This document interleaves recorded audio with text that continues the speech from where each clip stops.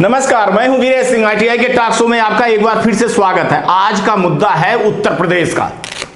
माननीय मुख्यमंत्री योगी जी, आपने स्किल के लिए बहुत अच्छे कार्यक्रम चल रहे हैं, बहुत बड़े बड़े टीवी के में जो है तो ऐड भी चल रहे हैं और वास्तव में आप काम कर भी रहे हो स्किल के लिए, वो दिख रहा है।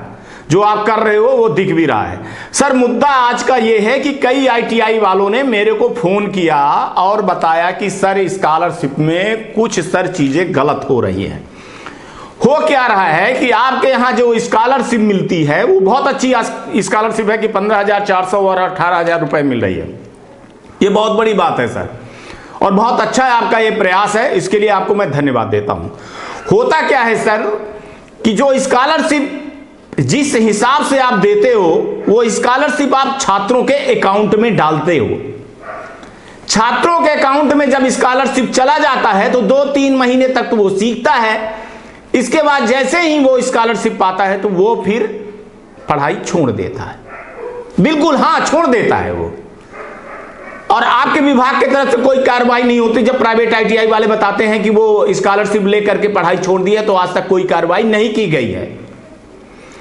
होता क्या है सर कि जब वो बीच में ही पढ़ाई छोड़ देता है स्कॉलरशिप के चक्कर में तो ITI वालों का बहुत बड़ा नुकसान होता है सर। सीट का मान के चलिए कि उसके पास 20 सीट है और ऐसे 5 लड़के या 10 लड़के चले गए सर, तो उसके पास फिर 10 सीटें बचती है। तो वो जो पढ़ाने वाले इंस्ट्रक्टर हैं वो खर्चे भी नहीं निकल पाते हैं। आप काम तो बहुत अच्छा कर रहे हैं, आपकी नियति बहुत अच्छी है, लेकिन सर अगर ये फीस संचालकों के खाते में डाल दिया जाए तो बेहतर होगा। हाँ, आप ये कह सकते हैं कि संचालक खाता में ले लेंगे तो वो कब पढ़ाएंगे नहीं, फर्जी एडमिशन ले लेंगे, दुनिया भर की चीजें हो जाएंगी, विसंगतियां हो सकती हैं। पर मैं उसका सलूशन आपको बता रहा हूं सर कि जब ITI वाला रजिस्ट्रेशन करे तो वो आपके यहां से जहां से स्कॉलरशिप मिलती है वहां वो लिस्ट लेकर के जाए कि हमारे ये 20 लड़के जो है तो स्कॉलरशिप के लिए अप्लाई किए हैं, रजिस्ट्रेशन किए हैं।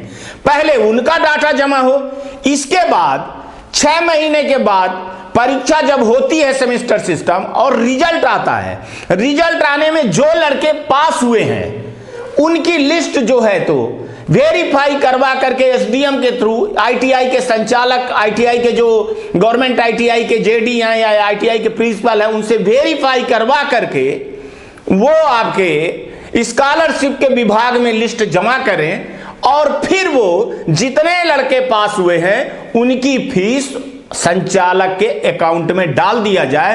तो सर इसमें कोई भी विसंगतियां या किसी भी प्रकार की फर्जीपन नहीं होगा। इससे होगा क्या कि ITI वाला ईमानदारी से ITI चलाएगा और ईमानदारी से लड़कों को सिखाएगा और लड़के भी ईमानदारी से सीखेंगे। सर लड़के जान जाएंगे कि अगर हम पास नहीं होंगे, ITI में हम नहीं सीखेंगे या ITI हम नहीं आएंगे तो हम जब पास नहीं होंगे तो हमको स्कॉलरशिप नहीं मिलेगी।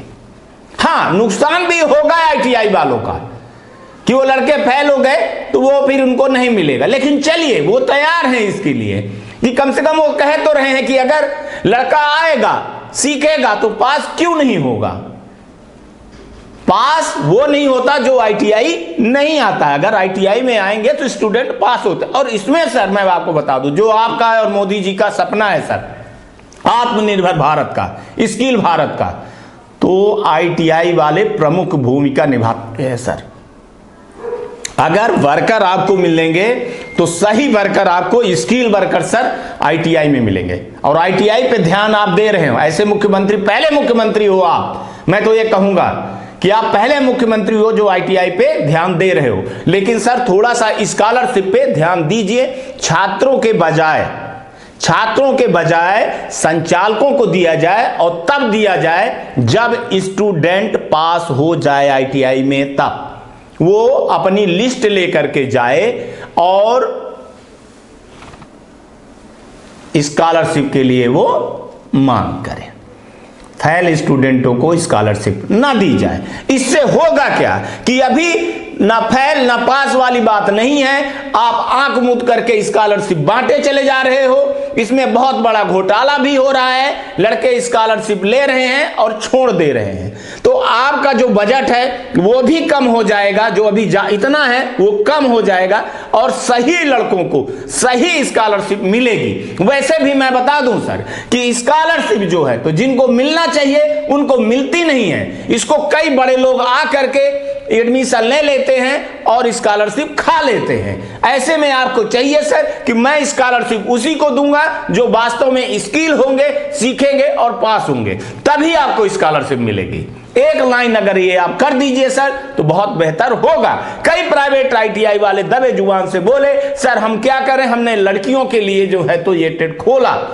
एक अलीगढ़ के हैं, वो तो बिल्कुल रो पड़े। उन्होंने बोला सर मैंने 4 टेट खोला, 4 टेट में 2 टेट जो है तो मैंने लड़कों के लिए खोला, 2 मैंने लड़कियों के लिए खोला। मैंने सोचा कि लड़कियों को स्किल कर दिया जाए, वो पढ़ेंगी, ससुराल जाएंगी, शादी हो जाएगी तो कम से कम वो अपने आत्मनिर्भर हो जाएं, पति या अपने घर के भरोसे से ना हो। ब्यूटी पार्लर और सिलाई कढ़ाई जैसे ट्रेड लेकर के उन्होंने ये चीजें की, लेकिन उन्होंने जब ये चली कुछ दिन के बाद ये चीजें हुई कि जब स्कॉलरशिप डायरेक्ट लड़कियों के खाते में आया तो लड़कियों ने ITI करना छोड़ दिया। अब वो करें तो करें क्या, उनके पास 5 लड़कियां बची, लेकिन फिर भी वो इंस्ट्रक्टर लगा करके ट्रेनिंग करवा रहे हैं। वो बोल रहे हैं सर जो मेरा इलेक्ट्रिकल का फीस आती है वो मैं फीस जो है तो उस ट्रेड में इंस्ट्रक्टरों को दे रहा हूं।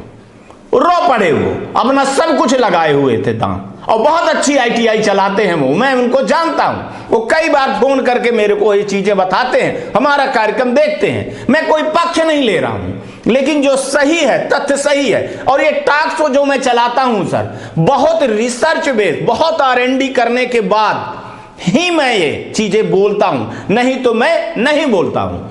माननीय मुख्यमंत्री योगी जी, आप जो काम कर रहे हैं स्किल में बेहतर काम है सर, लेकिन ये चीज आप करवा दीजिए, क्योंकि आने वाला जो समय है वो स्किल का है और आप लोग उस पर ध्यान दे रहे हो सर। और ITI को आप विशेष ध्यान दीजिए, ITI वालों को थोड़ा सा सर फंड भी रिलीज करवा दीजिए, या कोई ऐसा सर हो कि आपको भाई बैंक में लोन मिल जाए, आप अपनी ITI को बहुत अच्छे से बना लीजिए और स्टूडेंट को स्किल करिए। चूंकि उत्तर प्रदेश बहुत बड़ा है सर और वहां बेरोजगारी भी है। उससे होगा क्या सर कि एक चीज मैं आपको बता दूं, अभी सर आप खुद ही बताइए कि कितने लोगों को आप नौकरी दे पाएंगे। सबको तो नौकरी दे नहीं पाएंगे, तो बेरोजगारी बढ़ती चली जाएगी। तो स्किल में सर ऐसे प्रोग्राम चलवाया जाए कि खुद वो अपना रोजगार चला सके, खुद रोजगार चला सके। और एक काम करिए सर, आप अपने यहां एक काम करिए, जैसे मैं आपको बता दूं सर कि मेडिकल स्टोर खोलने के लिए आपको B फार्मा या D फार्मा अगर आप किए हो, आपके पास डिप्लोमा है, सर्टिफिकेट है, तभी आप दवाई की दुकान, मेडिकल स्टोर खोल सकते हैं। ऐसे ही आप कर दीजिए सर कि जो ब्यूटी पार्लर है, ब्यूटी पार्लर तभी खोले जाएंगे जब आप ITI की सर्टिफिकेट आपके पास होगा। आपको सिलाई कढ़ाई की दुकान तभी खोल सकेंगे जब आपके पास सर्टिफिकेट हो। हेयर सैलून भी ऐसे कर दिया जाए, बिजली की दुकान भी ऐसे कर दिया जाए कि अगर आपके पास बिजली की सर्टिफिकेट है, ITI किया हुआ है, तभी आप खोलेंगे। ऐसे जितने भर ITI के ट्रेड हैं सर, अगर उनको ऐसे कर दिया जाए कि आप तभी भी आपको लाइसेंस मिलेगा, तभी आप दुकान खोल पाएंगे जब आपके पास सर्टिफिकेट हो। दूसरी बात सर मैं आपको बता रहा हूं, इससे बहुत बड़ा उत्तर प्रदेश का भला होगा, और उत्तर प्रदेश का नहीं पूरे देश का भी भला होगा, और रोजगार भी मिलेगा, स्वयं का रोजगार होगा। ITI वाले को अनुदान दे दीजिए, जो लड़के पास करके आए वो अपनी दुकान खोल लें। ऐसे ही सोलर का कर दीजिए। बिजली की बहुत बड़ी समस्या आ रही है कि सोलर में मैं आपको जो है तो इतनी छूट दूंगा मैं, लेकिन आप सोलर जब खोलेंगे तो आपको सोलर का ITI किया हुआ सर्टिफिकेट होना चाहिए, उसको रोजगार मिलेगा। LED लाइट बनाएगा, वो सर टार्च बनाएगा, ट्यूबलाइट बनाएगा, और ऐसे में उसको रोजगार युवा को मिलेगा।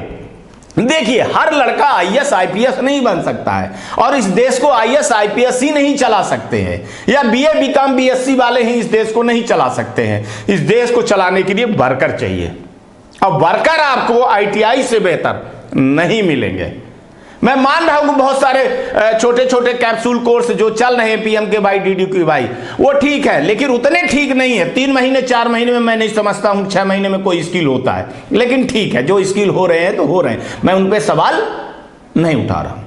तो मेरा कहने का मतलब है कि सर इस तरह की चीजें कर दी जाए।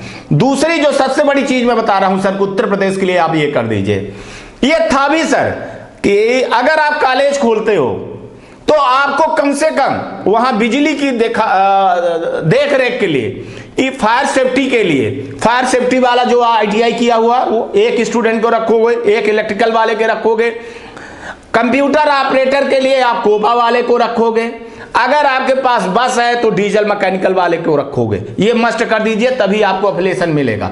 स्कूल में तो सर बिल्कुल मस्ट ही कर देना चाहिए कि फायर सेफ्टी वाला इलेक्ट्रिकल वाला आदमी हो, ऑपरेटर कोपा वाला हो, तभी आपकी स्कूल की मान्यता मिलेगी, और उन पर लगा दीजिए। तो होगा क्या सर कि एक बहुत बड़ा वर्ग जो नीचे का है, बेरोजगारी से जूझ रहा है, उसको रोजगार मिल जाएगा, और जब रोजगार मिलेगा तो अवेयरनेस प्रोग्राम जब चलेगा तो इसकी मांग बढ़ेगी, जब इसकी मांग बढ़ेगी तो ITI ज्यादा खुलेगी, ITI ज्यादा खुलेगी तो रोजगार भी बढ़ेगा, जो बेरोजगार घूम रहे हैं उनके लिए एक रोजगार का अवसर भी मिल जाएगा। इस पे सरकार को ध्यान देना चाहिए, बजाय कि ये नेतागिरी में हम अगर किसी की बुराई और अच्छाई में लगे रहेंगे तो ये सब चीजें अच्छी बात नहीं है।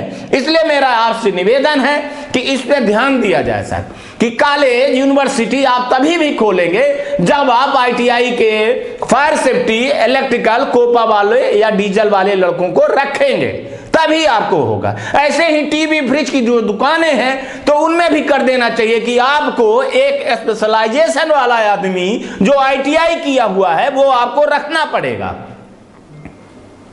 उससे क्या होगा कि रोजगार के अवसर बहुत ज्यादा मिल जाएंगे। बाकी जो आप काम कर रहे हैं सर, बहुत अच्छा काम कर रहे हैं, उसके लिए मैं आपको धन्यवाद दे रहा हूं कि आप इतना बढ़िया काम कर रहे हैं स्किल के लिए और सोच रहे हैं। तो मेरा कहने का मकसद जो है तो सर यही था, और आप बहुत अच्छा काम कर रहे हैं, आगे भी ये काम करते रहेंगे। आज तक के लिए इतना ही, आगे चल करके फिर नया किसी भी प्रोग्राम पे मैं आऊँगा और आपको बताऊँगा।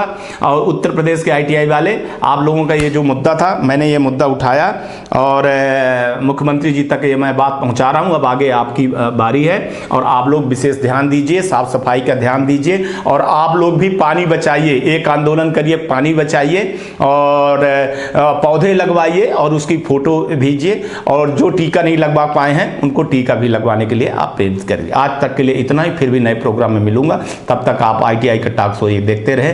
धन्यवाद। जय हिंद, जय भारत।